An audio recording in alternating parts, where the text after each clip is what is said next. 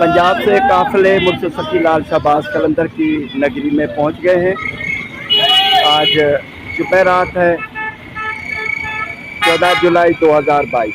पंजाब से काफिले बस के बड़ी बड़ी बसें पंजाब से भरकर मुर्शिद सखी लाल शाहबाज कलंदर के दीवाने फैमिली के साथ आए हुए हैं।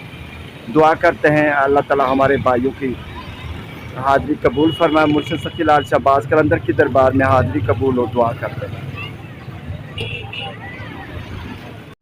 पुराना बस अड्डा नेशनल बैंक के सामने ही मुर्शिद सखी लाल शाहबाज कलंदर के ज़ायरीन की बस आ चुकी है। मुर्शिद के मेहमान आ चुके हैं, इनसे बातचीत करते हैं।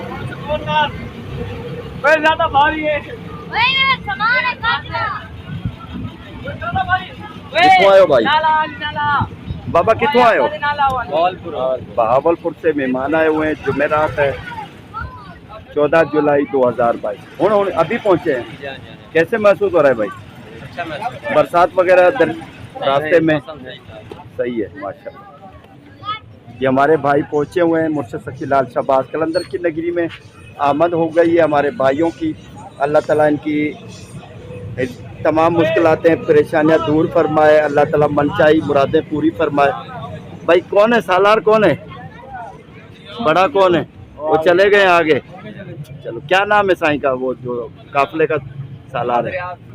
मोहम्मद रियाज, बहावलपुर से।